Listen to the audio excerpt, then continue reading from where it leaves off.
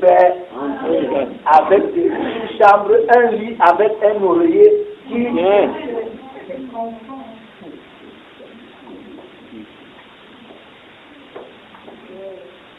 Si tu ne peux pas faire la maladie, ne peux pas. Si tu as décidé de le faire entrer, mets-le dans l'endroit où il y a les moustiques, comme ça, il se dans la laine. Amen. Mais chez certains d'entre nous, la maladie se sent tellement à l'aise et confortable. On lui cherche les justices. Non, tu sais, non, ne sais même pas ça, c'est que vraiment, comme ces jours-ci, je ne me suis même pas beaucoup le poser. Oui, c'est... Les gens cherchent à donner une bonne raison. À donner une bonne raison. Oui. La maladie n'a aucune raison d'être. Amen. Oui. Et je suis en train de te dire qu'elle n'a même pas d'abord la raison de se coucher à ta porte. Amen.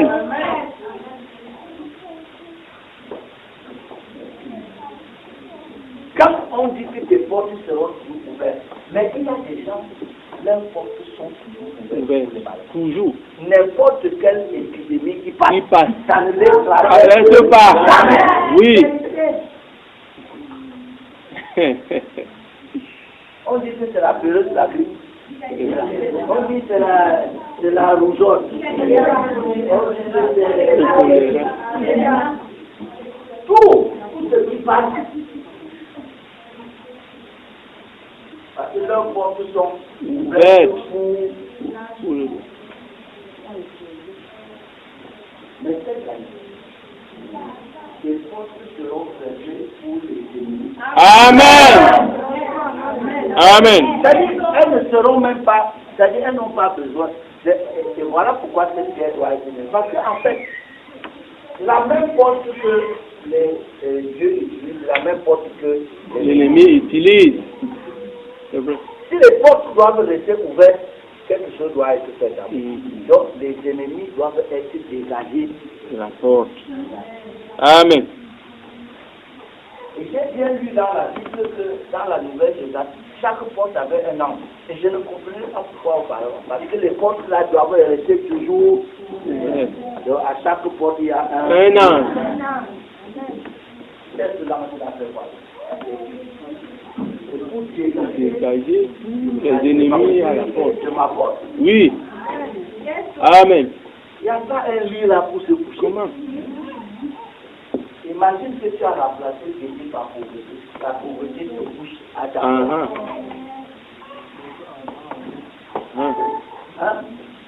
Et tous ces désirs se portent sur toi. Les désirs de la pauvreté.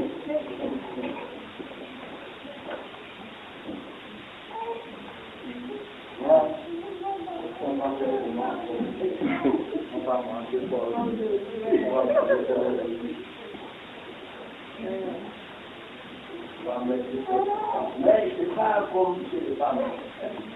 Parce que quand une femme dit je vais mettre quelque chose, elle a même 15 qu'elle là à côté. Les femmes sont cassées. Quand une femme dit que je vais mettre quelque chose, vraiment, tu penses qu'elle n'a pas dit que elle a 15 belles choses qui sont là.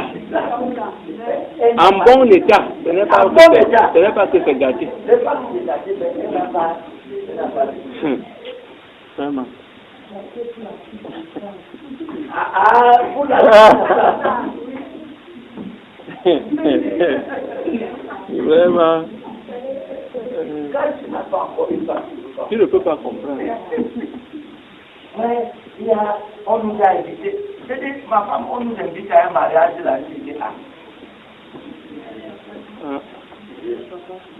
Il ne peut même pas partir à ce mariage. Il ne peut pas partir. Mais tu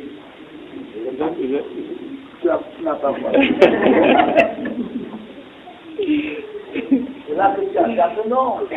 La robe que je voulais mettre. Il n'y a pas de chaussures.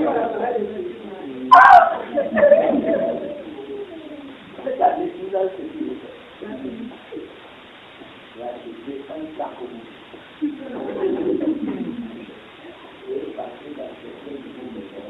Là, dès que le sac au bout arrive dans la maison, quand j'ai dit tout ces frères jusque là.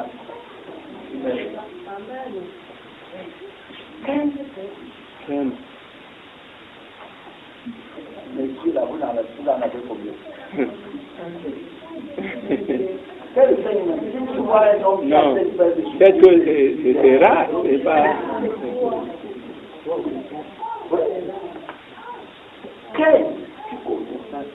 Deux fois. Ah. Mais oui, il y a des gens qui ont deux frères. Oui. Les autres même. Mon sac.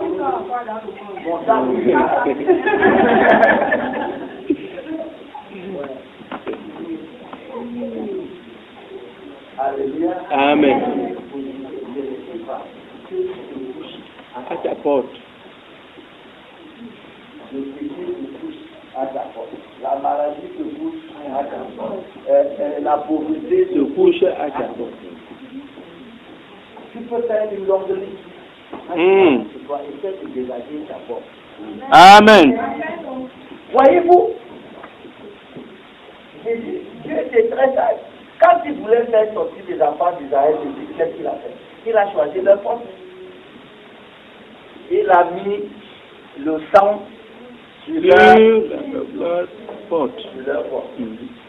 C'est à ce prix-là qu'ils ont été sauvés. Amen. Ceux qui se couchent à ta porte, c'est très important. Qu'est-ce qui se couche à ta porte? Ceux qui se couchent à ta porte, c'est ça qui va finir par entrer.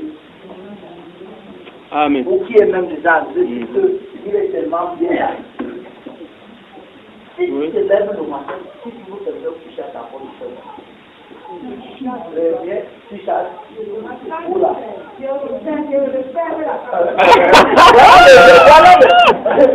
Oula.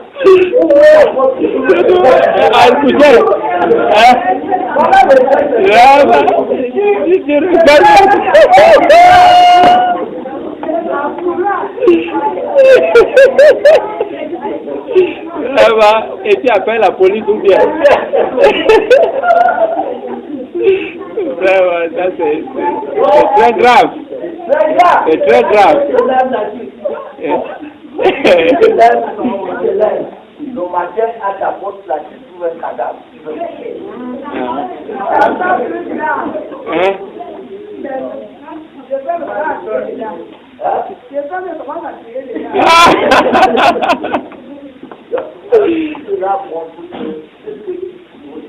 À la porte, tu te laisses pas, c'est ça. Mais la bonne nouvelle ce matin, c'est que pendant que le péché se touche à ta porte, que la maladie se touche à ta porte, je me tiens. Je me tiens. Yes. Je me tiens. Pendant que la maladie est couchée, il se tient. Pendant que la pauvreté est couchée, il se tient. Pendant que l'ennemi est couché, il se tient. Si tu ouvres la porte, il est plus facile à qui d'entrer. Celui qui est couché ou bien celui qui est. N'est-ce pas? Alors Jésus dit, je me tiens à la porte. Et tu sais pourquoi il dit ça? Parce qu'il a déjà vu ce qui est couché. Il est venu justement parce qu'il y a quelque chose de pas bien couché sur la porte. Il dit, je me tiens à la porte.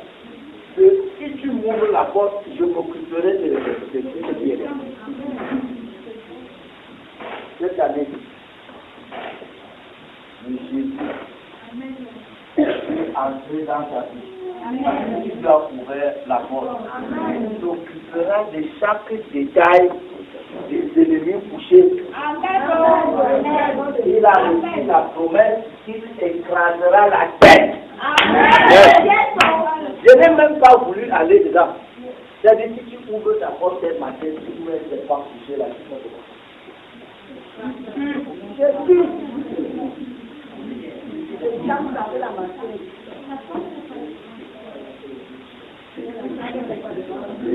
Les attaques, tu ne trouves pas qu'ils sont blessés. Tu ouvres la porte, il referme très vite. il n'aura même pas le courage de le dire.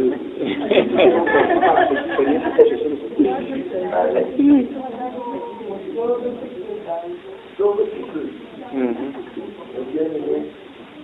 à la porte, Jésus, Amen. il veut entrer. Mais avant d'entrer,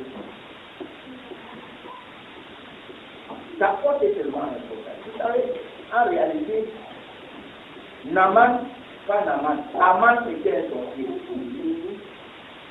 Aman était un sorcier. Il voulait prendre la place du roi. Mais il a fait l'amitié avec le roi. Mais vous savez ce qu'il a dit? Il a dit, parce que le roi, voilà un monsieur qui n'a pas parlé à sa propre femme depuis 30 jours, mais qui parle, qui passe toutes ses soirées avec un homme. Il ne parle pas à sa femme, mais chaque jour, Aman est là. Vraiment. Les femmes là, c'est celles qui ne pas le mari ne se parle pas, c'est pas toujours avec une autre femme. Il y a des gens qui sont vraiment des vrais sorciers. Dès que l'homme sort du travail, il ne va pas chez une femme, il appelle ce gars-là. Oui. Avec lui. C'était avec une femme. C'était avec une femme. Mais vraiment, il fait un mois, il ne parle pas avec sa famille, il est avec Aman. Et chaque fois qu'il sort de passer du temps avec Aman, il augmente un grade à Aman. C'est ça. C'est ça. Mais les sorciers, Aman a dit, quel que soit ce que le roi me donne, ce n'est pas suffisant. Tant que le juif Mardoché est couché à la porte. C'est ça. C'est-à-dire, tous les honneurs qu'il recevait, ça ne servait à rien. Il savait qu'il y a un problème. Celui qui garde ses forces est très important. Le gars juif là, c'est là un jour on a failli tuer le roi. Oui. C'est le gars juif qui l'a sauvé. Qui a sauvé le roi. Aman savait que s'il veut tuer le roi, il faut d'abord finir avec le juif. Si c'est bien à ta porte, voilà. Mais où est-ce que nous allons? Nous allons vers cette ville-là où la Bible dit les portes resteront ouvertes pour laisser entrer les trésors. Amen. Amen. Amen.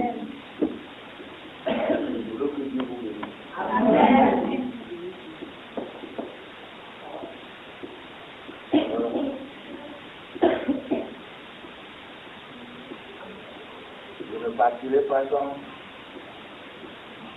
quand vous faites moi la main. C'est à vous que vous serez à une nouvelle voiture.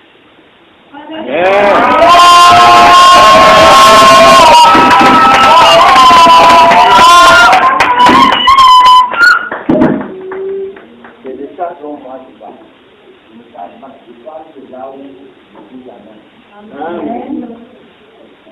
Je ne parle pas de la religion du monde. Je parle de cette vie où, quelle que soit les raisons que tu as, tu restes patient devant Dieu. Tu ne veux pas l'église à cause de ce que tu as de joie. Tu restes patient devant Dieu parce que Dieu te pourvoit pour besoin. Donc, Amen. Les besoins ne sont pas nos ennemis. Les besoins sont les opportunités pour Dieu. Amen. J'ai déjà enseigné depuis des années à l'église de ne pas vous fâcher contre vos factures d'eau et vos factures d'électricité. Quand tu les dis sur ta table, ne te mets pas en colère. Ne dis pas que, oh, déjà, prends-les comme ça. C'est le fil déjà. Amen. Il faut se les parce que le pauvre n'a pas les pas. Amen. Là, écoutez-moi très bien.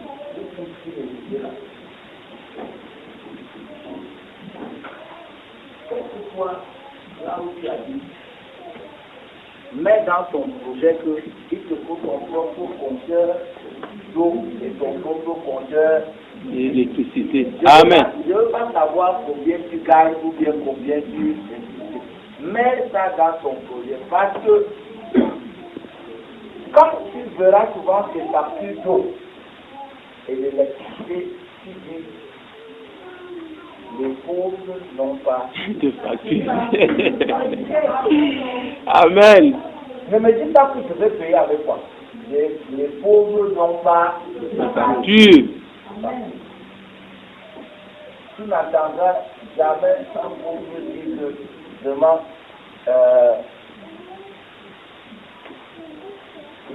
la date limite pour payer, pour aller à la sonnette, et le pauvre paye toujours plus cher. Parce que tous les gens qui prennent le courant chez le voisin, c'est eux-mêmes qui payent la partie du voisin. Amen. Le voisin lui-même le paye. Donc, si tu ne peux pas prends quand même ta part. Les voisins aussi paieront.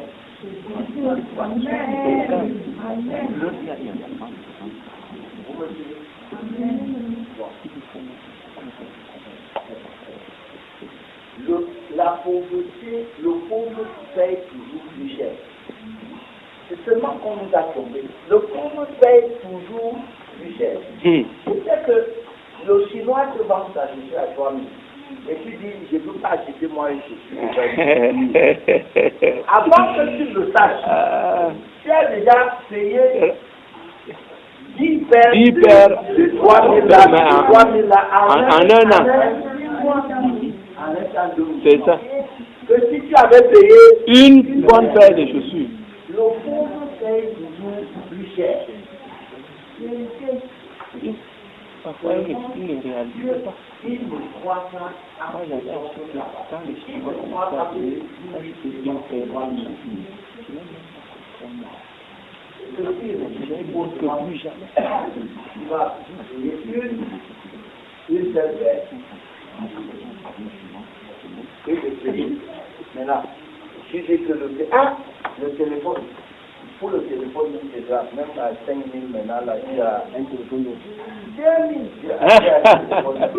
Mais quand tu vas faire le bilan au bout d'un certain temps, celui qui a payé son téléphone à 20 000 et à 1 an, son téléphone, là, le tien de 2 000, là, tu as remplacé plusieurs fois. À la fin de la journée, pour les gens au dépannage. Amen.